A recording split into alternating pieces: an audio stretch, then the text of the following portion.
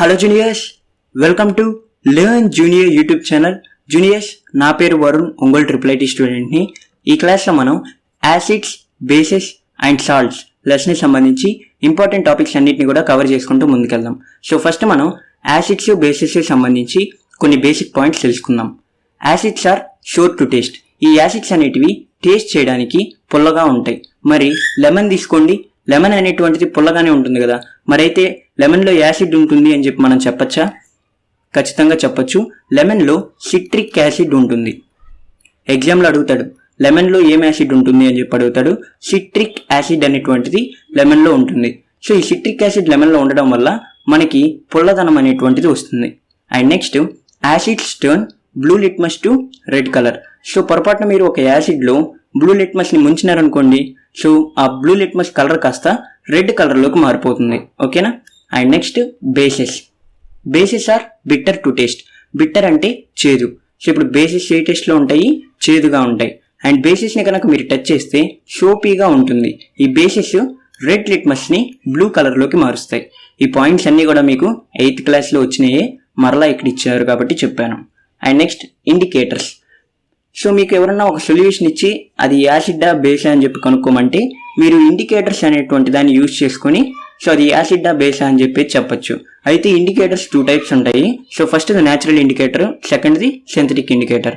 Natural indicator అంటే నేచర్లో సహజ సిద్ధంగా దొరికేవి. ఓకేనా? నేచర్లో సహజ సిద్ధంగా దొరుకుతాయి.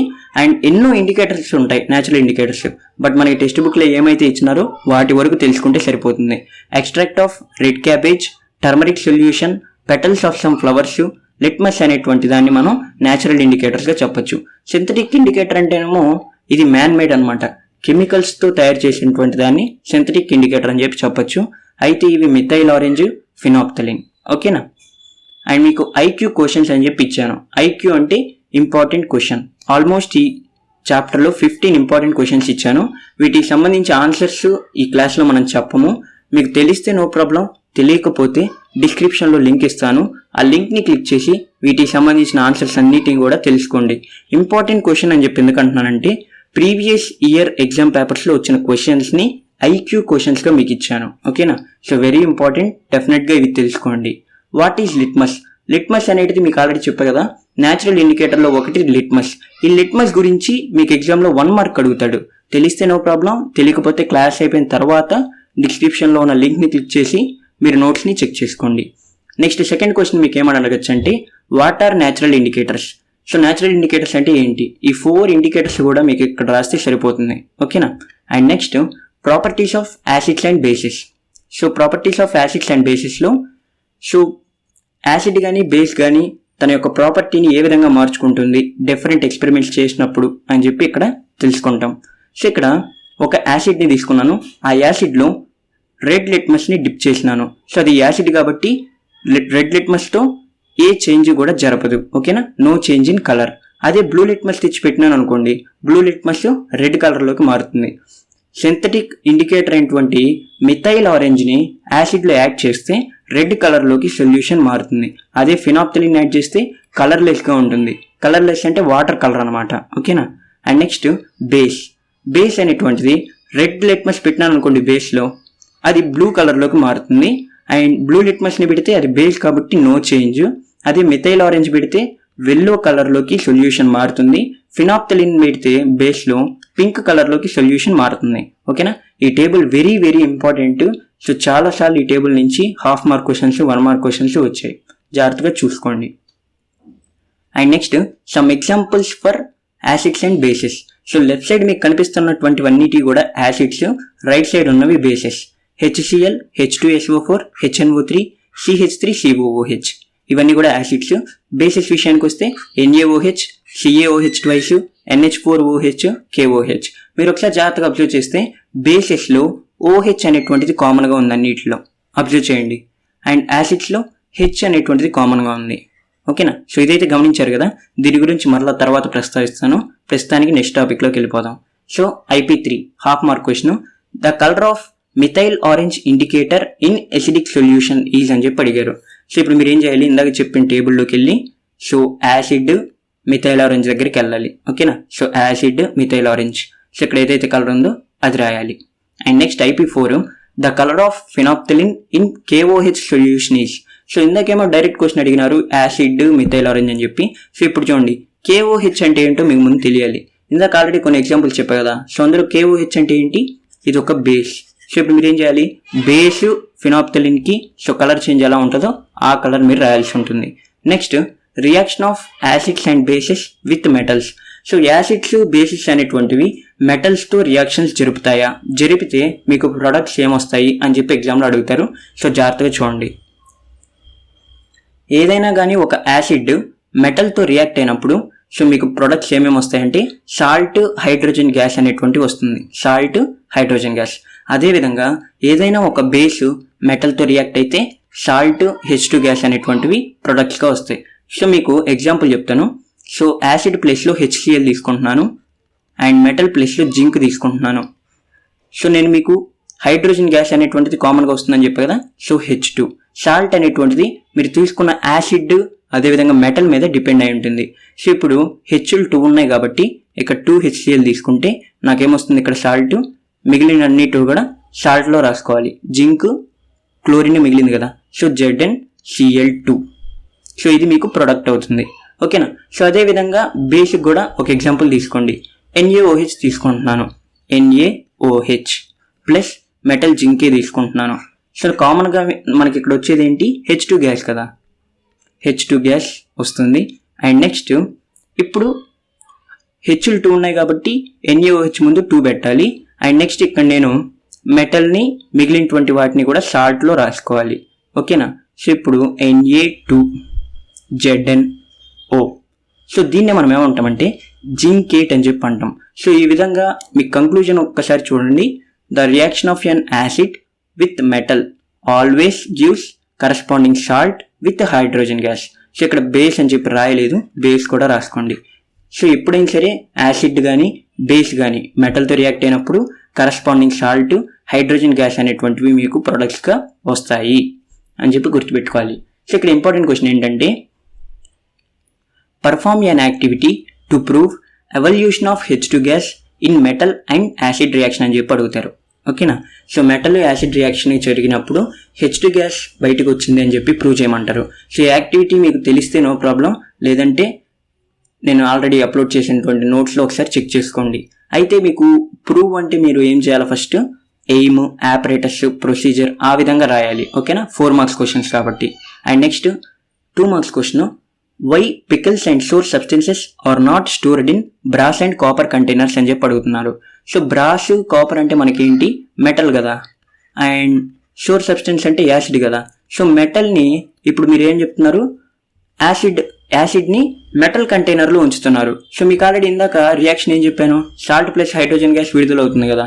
సో ఈ విధంగా మీరు బ్రాస్లో, కాపర్స్లో సో పికిల్స్ పెట్టడం వల్ల ఏమవుతుందంటే రియాక్షన్ టేక్స్ ప్లేస్ అవుతుంది, కరస్పాండింగ్ సాల్ట్ హైడ్రోజన్ గ్యాస్ విడుదలయ్యి సో మీకు పికిల్ పాడైపోతుంది.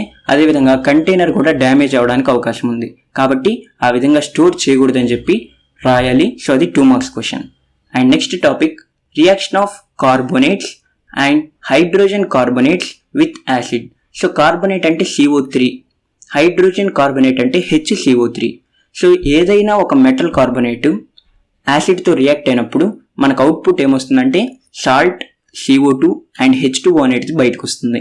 సో ఎగ్జాంపుల్ తీసుకోండి, Na అనేటువంటిది metal, sodium metal. So carbonate యాసిడ్తో రియాక్ట్ అవుతుంది. సో కరస్పాండింగ్ సాల్ట్ వస్తుంది, వాటర్ బయటకు వస్తుంది, అదేవిధంగా CO2 గ్యాస్ కూడా ఎవల్యూషన్ అనేది జరుగుతుంది. ఓకేనా. సో ఇప్పుడు రెండవది, సో మెటల్ కార్బోనేట్ అయిపోయింది కదా. ఇప్పుడు మెటల్ హైడ్రోజన్ కార్బోనేట్తో యాసిడ్ రియాక్ట్ అయినప్పుడు ప్రొడక్ట్స్ ఏమొస్తాయో చూద్దాం. So metal hydrogen carbonate plus acid gives rise to salt, water and carbon dioxide gas. So ఇప్పుడు ఎగ్జాంపుల్ చూడండి, Na metal, HCO3 hydrogen carbonate. So యాసిడ్తో రియాక్ట్ అయింది, HCl యాసిడ్తో. సో మీకు బయటికి ఏమొచ్చింది, salt, H2O and CO2 gas. So conclusion చూడండి, reaction of metal carbonates and metal hydrogen carbonates with acids give corresponding salt, water and carbon dioxide అని చెప్పి కంక్లూజన్లో మీరు రాయాలి. సో అయితే ఇందాక మీరు ఏం నేర్చుకున్నారు, మెటల్స్తో యాసిడ్ బేస్ రియాక్ట్ అయినప్పుడు ఏ విధంగా వస్తాయి. సో ఇక్కడ ఏం నేర్చుకున్నారు, మెటల్ కార్బోనేట్ మెటల్ హైడ్రోజన్ కార్బోనేట్తో యాసిడ్ రియాక్ట్ అయినప్పుడు ప్రొడక్ట్స్ ఏమొస్తాయని చెప్పి నేర్చుకున్నారు.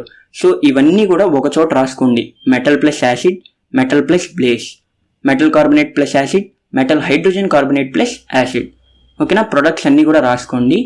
అండ్ ఇక్కడ ఐక్యూ క్వశ్చన్ ఏముందంటే what products are formed when metal carbonate is reacted with acid, write one example. So already మీరు ఏం చేస్తారు, ఇందాక పైన ఎగ్జాంపుల్ చెప్పినాను కదా, అండ్ మీరేం రాయాలి, ఈ లైన్ రాయాలి, మీకు ఇష్టం వచ్చినటువంటి ఎగ్జాంపుల్ ఏదో ఒకటి రాయండి, సరిపోతుంది. అండ్ నెక్స్ట్ న్యూట్రలైజేషన్ రియాక్షన్ అని చెప్పి very very important concept. So ఏదైనా కానీ ఒక బేస్ ఇంకొక యాసిడ్తో రియాక్ట్ అయినప్పుడు సాల్ట్, వాటర్ అనేది మీకు అవుట్పుట్గా వస్తుంది. ఓకేనా, సో ఇక్కడ బేస్ ప్లేస్లో NaOH తీసుకున్నాను, యాసిడ్ ప్లేస్లో HCl. సో సాల్ట్, వాటర్ అనేది ప్రొడక్ట్స్గా బయటకు వస్తుంది. సో కంక్లూజన్ చూడండి, the reaction of acid with a base to give salt and water is known as neutralization reaction. చాలా ఇంపార్టెంట్, జాగ్రత్తగా గుర్తుపెట్టుకోండి. సో ఇక్కడ ఐక్యూ క్వశ్చన్ ఎలా అడుగుతాడంటే what type of reactions takes place in stomach when an anti acid tablet is consumed.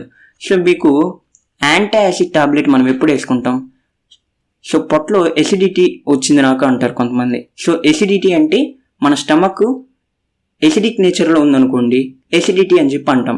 So ఆ acidity తగ్గాలంటే మనం ఒక బేస్ని లోపలికి పంపించాలి. సో ఈ యాంటీ యాసిడ్లో బేస్ అనేటువంటిది ఉంటుంది. ఓకేనా, సో స్టమక్లో ఎక్సెస్ యాసిడ్ ఉంది కాబట్టి మనకి పెయిన్ వస్తుంది కదా. సో ఇప్పుడు మనం టాబ్లెట్ వేసుకుంటే బేస్ ప్లస్ యాసిడ్ అవుతుంది, న్యూట్రలైజేషన్ రియాక్షన్ జరుగుతుంది కదా. సో కరస్పాండింగ్ సాల్ట్, వాటర్ అనేటువంటిది ప్రొడ్యూస్ అవుతుంది. ఓకేనా, సో ఇప్పుడు ఈ న్యూట్రలైజేషన్ రియాక్షన్ అనేటిది స్టమక్లో జరగడం వల్ల మనకి ఎసిడిటీ తగ్గి పెయిన్ అనేటువంటిది పోతుంది. సో ఇక్కడ ఏమంటున్నాడు, ఏ రియాక్షన్ జరుగుతుంది స్టమక్లో అని చెప్పి అంటున్నాడు. ఏ రియాక్షన్ జరుగుతుంది, న్యూట్రలైజేషన్ రియాక్షన్ జరుగుతుంది. దాని గురించి ఓ 2 పాయింట్స్ రాయండి, base plus acid gives rise to salt plus water అని చెప్పి. సో ఇది 2 మార్క్స్కి అడగడానికి అవకాశం ఉంది. And next topic metal oxides react with acids to give salt and water, non metal oxides react with bases to give salt plus water. So ఇది చాలా important, జాగ్రత్త చూడండి. యాసిడ్ బేస్ రియాక్ట్ అయ్యి సాల్ట్ వాటర్ని ఇస్తున్నాయి కదా. సో ఇక్కడ ఏమంటున్నాడు, metal oxide react with acid. So ఇక్కడ యాసిడ్ అలానే ఉంటుంది అండ్ బేస్ ప్లేస్లో మెటల్ ఆక్సైడ్ రియాక్ట్ అవుతుంది, బట్ నాకు అవుట్పుట్ మాత్రం సాల్ట్ ప్లస్ వాటర్ వస్తుంది. ఓకేనా, అండ్ ఇక్కడ నేను ఏం చెప్పొచ్చు, మెటల్ ఆక్సైడ్ అనేటువంటిది బేస్ లాగా యాక్ట్ అవుతుందని చెప్పొచ్చు కదా. అందుకని ఇక్కడ ఏం రాశారు, metal oxides are basic in nature. Very very important point అన్నమాట ఇది. And next non metal oxides react with bases to give salt and water. So ఇక్కడ నేనేం చేయాలంటే ఇప్పుడు బేస్ని అలానే ఉంచుతున్నా, యాసిడ్ ప్లేస్లో నాన్ మెటల్ ఆక్సైడ్ని తీసుకుంటున్నాను. అవుట్పుట్ ఏమొస్తుంది, సాల్ట్ వాటరే వస్తుంది. సో ఇక్కడ నాన్ మెటల్ ఆక్సైడ్ యాసిడ్ అయితేనే కదా అలా జరిగేది. సో ఇంకొక ఇంపార్టెంట్ పాయింట్ ఏంటి, non metal oxides are acidic in nature. So very very important point. Metals అనేటివి బేసిక్ నేచర్ని కలిగి ఉంటాయి, నాన్ మెటల్స్ అనేటువంటివి ఎసిడిక్ నేచర్ని కలిగి ఉంటాయి. సో ఎగ్జాంపుల్ చూడండి, జింక్ ఇది ఒక మెటల్. ఓకేనా, ఆక్సిజన్ ఉంది కాబట్టి ఆక్సైడ్ అయింది. సో ఇప్పుడు మెటల్ ఆక్సైడ్ ప్లస్ యాసిడ్ నాకేమొచ్చింది, సాల్ట్ ప్లస్ వాటర్. సో ఇప్పుడు డెఫినెట్గా జింక్ ఆక్సైడ్ అనేటువంటిది బేస్గా యాక్ట్ అయితేనే కదా న్యూట్రలైజేషన్ రియాక్షన్ జరిగేది. సో ఆ విధంగా మనం చెప్పాలి. And next non metal oxide అంటే కార్బన్ డైఆక్సైడ్ తీసుకుంటున్నాను and base. So salt plus water వస్తుంది కదా నాకు, కాబట్టి ఇక్కడ నాన్ మెటల్ ఆక్సైడ్ ఎలా పనిచేసింది, సో బేస్ ఆల్రెడీ ఉంది కాబట్టి యాసిడ్ లాగా పనిచేసింది, అండ్ ఇక్కడ బేస్ లాగా పనిచేసింది మెటల్ ఆక్సైడ్. అండ్ ఈ పాయింట్ మీద క్వశ్చన్లు ఎలా అవుతారంటే 1 మార్క్ క్వశ్చన్ ఉంది ఇక్కడ, are the metal oxides basic in nature, justify. So metal oxides అనేటువంటివి బేసిక్ ఏనా, జస్టిఫై చేయండి. మీరు ఎలా రాస్తారు, yes metal oxides are basic in nature because in neutralization reaction acid to base reacts to give salt plus water, but here in place of base we took metal oxide but still we got products as salt plus water అని చెప్పి రాయాలి. ఓకేనా, so ఈ విధంగా మీరు జస్టిఫికేషన్స్లో questions అడుగుతారు. And IQ 10 are the non metal oxide acidic in nature, justify. So ఇందాక నేను చెప్పినట్టుగానే రాయాలి దీనికి కూడా. సో మీకు ఆన్సర్ తెలియకపోతే ఆల్రెడీ నోట్స్లో రాశాను, సో ఒకసారి ఆ నోట్స్ కూడా వెరిఫై చేసుకోండి. What do acids have in common and bases have in common. ఓకేనా, సో నేను మీకు ఫస్ట్లో చెప్పాను కదా యాసిడ్స్ బేసెస్ మీకు నేమ్స్ చెప్పేటప్పుడు చెప్పాను కదా, సో ఏం కామన్గా ఉంటాయని. సో యాసిడ్స్లో నేను ఏం కామన్ ఉన్నాయని చెప్పాను, హెచ్ అనేటువంటిది యాసిడ్లో కామన్గా ఉంది అండ్ బేసెస్లో OH అనేటువంటిది కామన్గా ఉంది కదా. అయితే హెచ్ ఉన్నటువంటి ప్రతి ఒక్కటి కూడా యాసిడ్ అయినా C6H12O6 ఇది మీకు న్యూట్రిషన్ లెసన్లో వస్తుంది, గ్లూకోజ్ అని చెప్పి. సో ఇప్పుడు ఇందులో హెచ్ ఉంది కదా, సో అయితే ఇది యాసిడ్ అని చెప్పి చెప్పచ్చా? కాదు, గ్లూకోజ్ అనేటువంటిది యాసిడ్ కాదు. ఎందుకో ఇప్పుడు మనం చూద్దాం. సో యాసిడ్ అంటే when added to water, acid అనేటువంటి దాన్ని ఎప్పుడైతే వాటర్లో యాడ్ చేస్తామో should dissociate or release H+ ions. So ఎప్పుడైతే మీరు యాసిడ్ని వాటర్లో యాడ్ చేస్తారో సో H+ అయాన్స్ అనేటువంటివి రిలీజ్ అవుతాయి. ఓకేనా. సో ఒకవేళ మీరు HCl తీసుకొని వాటర్లో కనుక యాడ్ చేస్తే ఖచ్చితంగా H+ అయాన్స్ని రిలీజ్ చేస్తుంది HCl అనేటువంటిది. బట్ గ్లూకోజ్లో ఉండడానికి హైడ్రోజన్స్ ఉంటాయి, కానీ H+ అనే అయాన్స్ అనేటువంటివి బయటికి రావు. కాబట్టి గ్లూకోజ్ అనేటువంటి దాన్ని మనం యాసిడ్ అని చెప్పి చెప్పలేం. ఓకేనా. సో ఇప్పుడు గ్లూకోజ్ ఏమవుతుంది? Neutral solution. ఓకేనా. Glucose neutral solution. ఎందుకు? H+ అయాన్స్ని రిలీజ్ చేయలేదు. అలా అని OH- అయాన్స్ని రిలీజ్ చేసిందా? OHని కూడా రిలీజ్ చేయదు. మరి ఇప్పుడు యాసిడ్స్ గురించి చెప్పాను కదా. సో యాసిడ్స్ అనేటువంటివి ఏం చేస్తాయి? నీళ్ళలో కలిపినప్పుడు H+ అయాన్స్ని రిలీజ్ చేయాలి, బట్ రిలీజ్ చేయట్లేదు. సో ఇప్పుడు బేసిస్ అనుకో, బేసిస్ ఏం చేయాలి? OH- అయాన్స్ని వాటర్లో కలిపినప్పుడు రిలీజ్ చేయాలి. ఓకేనా. సో ఏదైనా ఒక సొల్యూషను H+ అయాన్స్ని రిలీజ్ చేస్తేనేమో యాసిడ్ అంటాము, OH- అయాన్స్ని రిలీజ్ చేస్తేనేమో బేస్ అని చెప్పి అంటాం. సో ఒకవేళ ఏదైనా ఒక సొల్యూషను H+ని రిలీజ్ చేయకుండా OH- రిలీజ్ చేయకుండా ఉందనుకో న్యూట్రల్ అని చెప్పి అంటాం. ఓకేనా. న్యూట్రల్ సొల్యూషన్ అని చెప్పి అంటాం. So bases that are soluble in water are called alkalines. ఎగ్జామ్లో అడుగుతాడు. ఓకేనా. సో మీరు కలుపుతారు కదా బేస్ని వాటర్లో. సో ఒకవేళ సాల్యుబుల్ అయింది అనుకోండి ఆల్కలీన్స్ అంటాం, సాల్యుబుల్ కాకపోతే బేస్ అని అంటాం. సో ఇక్కడ మీకు ఎగ్జామ్లో అడుగుతాడు. ఎలా అడుగుతాడంటే స్టేట్మెంట్స్ రూపంలో అడగడానికి అవకాశం ఉంది. ఆల్ బేసెస్ ఆర్ ఆల్కలీన్స్ అంటాడు, లేదా ఆల్ ఆల్కలీన్స్ ఆర్ బేసెస్ అంటాడు. ఓకేనా. ప్రతి ఒక్క ఆల్కలీన్ కూడా బేస్ అవుతుంది, కానీ అన్ని ఆల్కలీన్స్ బేసిస్ అవుతాయి, బట్ అన్ని బేసిస్ ఆల్కలీన్స్ కావు. ఓకేనా. సో ఏవైతే వాటర్లో సాల్యుబుల్ అవుతాయో అవి alkalines. And next IQ question ఇక్కడ ఎలా అడుగుతాడంటే perform an activity that proves dissociation of ions from acids and bases. So మీరు యాసిడ్ని కానీ బేస్లో కానీ వాటర్లో యాడ్ చేస్తారు, మరి H+ అయాన్స్ రిలీజ్ అయినాయా లేదా అని చెప్పి ఎలా అర్థమవుతుంది?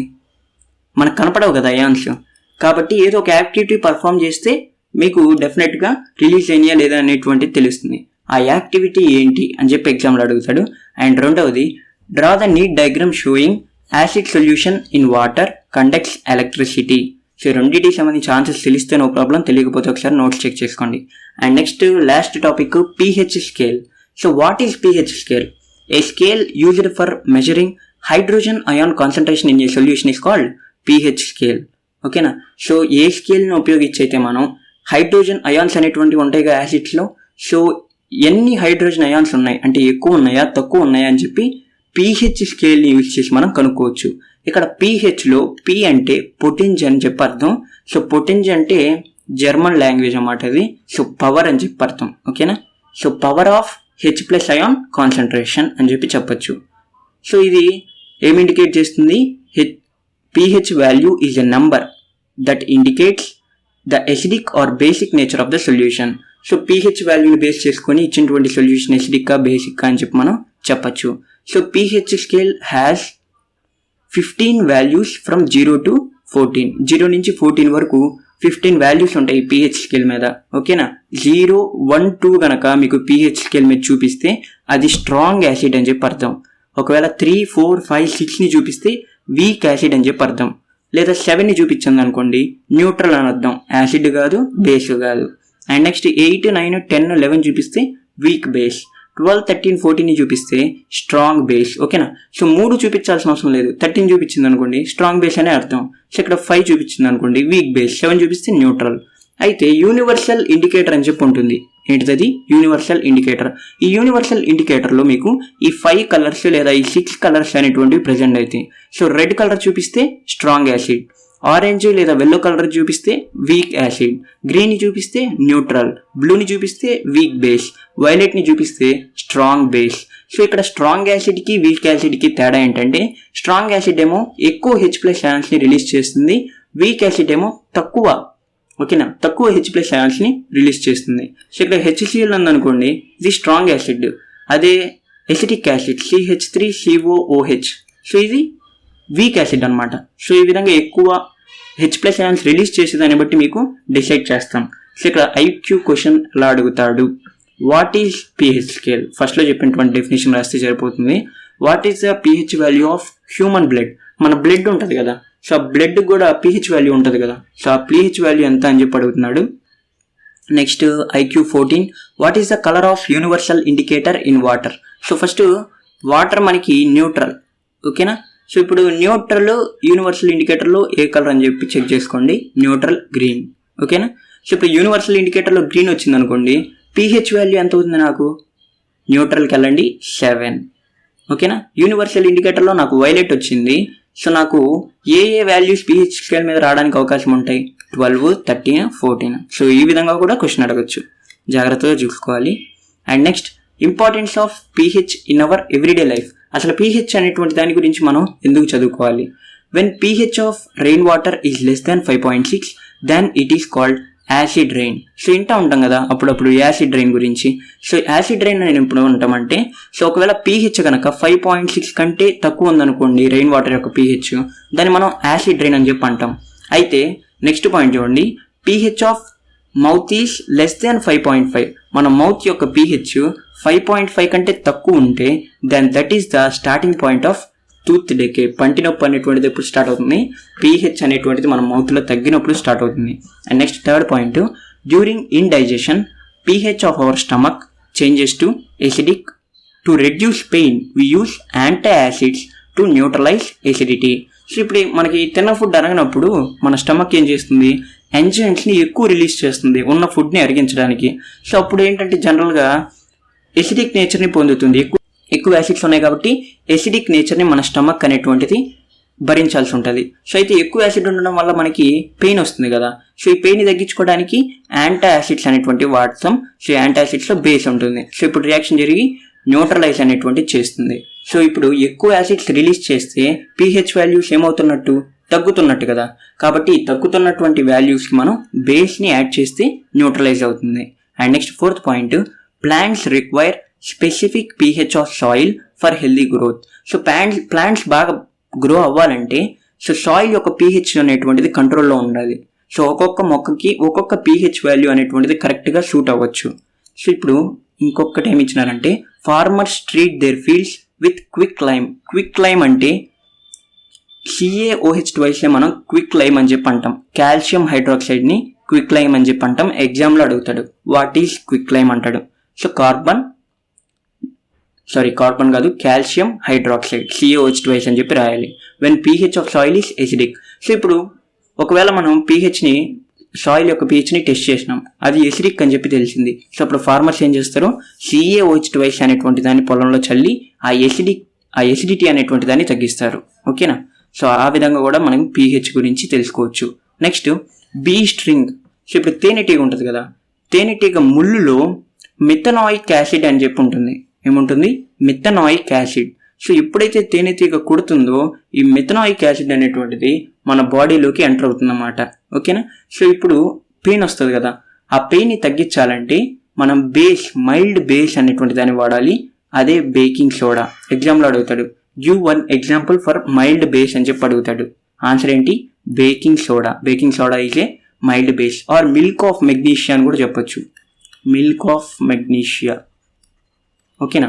సో దీన్ని కూడా మీరు ఎగ్జామ్లో మైల్డ్ బేస్ కిందకి తీసుకోవచ్చు. సో ఇప్పుడు ఆ మెథనాయిక్ యాసిడ్ అనేటువంటిది మన బాడీలోకి ఎంటర్ అయినప్పుడు మనం బేకింగ్ సోడా అంటే మైల్డ్ బేస్ ఏదైనా యాడ్ చేసినప్పుడు న్యూట్రలైజేషన్ రియాక్షన్ జరిగి ఆ పెయిన్ అనేటువంటిది తగ్గడానికి అవకాశం ఉంది. సో ఇక్కడ IQ క్వశ్చన్స్ ఏంటంటే, right any 4 important points of pH values. So ఇప్పుడు అర్థమైంది కదా మీకు pH అనేటువంటిది మనం ఎందుకు చదువుకోవాలి. రెయిన్ వాటర్ గురించి తెలుసుకునేటప్పుడు pH అవసరం. మన మౌత్ టూత్ డెకే ఎప్పుడు వస్తుందని చెప్పి pH ద్వారా తెలుసుకోవచ్చు, ఓకేనా. ఇండైజెషన్ అప్పుడు అసిడిటీ అనేటువంటిది మనకి జనరల్గా వస్తుంది. సో అది తగ్గాలన్నా మనం pH గురించి తెలుసుకోవాలి. సో ఈ విధంగా pHకి అయితే మన ఎవ్రీడే లైఫ్లో ఇంపార్టెన్స్ ఉందని తెలిసింది కదా. సో అయితే ఈ pH ఇంపార్టెన్స్కి సంబంధించి ఎనీ 4 పాయింట్స్ రాయమని మీకు 4 మార్క్స్ క్వశ్చన్స్ అడుగుతాడు. ఇక్కడ నేనైతే జనరల్గా రాశా. దీన్ని ఎక్స్పాండ్ చేసి రాయొచ్చు మీరు, ఓకేనా. 4 లైన్స్గా రాయొచ్చు దీన్ని. మెటీరియల్లో రాశాను, సో అక్కడ చూసి ఒకసారి ఆన్సర్స్ని చెక్ చేసుకోండి. సో దీంతో మీకు ఇంపార్టెంట్ పాయింట్స్ అన్నింటినీ కూడా కవర్ చేసినట్టే. సో లెర్న్ జూనియర్ టీమ్ని ఇప్పటి వరకు మీరు కనుక సబ్స్క్రైబ్ చేసుకోకపోతే సబ్స్క్రైబ్ చేసుకోండి. సో మీ ఫ్రెండ్స్, మీకు తెలిసిన వాళ్ళని జాయిన్ చేయండి మన టీంలోకి, ఓకేనా. అండ్ నెక్స్ట్, లైక్ చేయట్లేదు మన వీడియోని చాలామంది. సో ఆల్మోస్ట్ మనం చాలా వీడియోస్ చేస్తాం ఇంకా. సో మీకు యూజ్ అవుతుంది కదా ఇది, కాబట్టి డెఫినెట్గా లైక్ చేయండి. ఒక లైక్ ఇవ్వడానికి ఏమి, సో డెఫినెట్గా మన వీడియోని లైక్ చేయండి. మీరు లైక్ చేస్తే చాలామందికి యూజ్ అవుతుంది అని చెప్పి నేను అర్థం చేసుకొని ఇంకా నేను బాగా ప్రజెంట్ చేయడానికి ట్రై చేస్తాను, ఓకేనా. So let's meet in the next session. Bye bye. So ఇప్పటివరకు మన ఛానల్ని సబ్స్క్రైబ్ చేసుకోకపోతే సబ్స్క్రైబ్ చేసుకోండి, మీ ఫ్రెండ్స్కి కూడా షేర్ చేయండి. And notes is very important. Notes ఒకసారి మీరు చెక్ చేసుకోండి, ఓకేనా. సో డిస్క్రిప్షన్లో లింక్ పెడతాను, నోట్స్ అనేటువంటి దాన్ని చెక్ చేసుకోండి. Okay, bye. See you in the next class.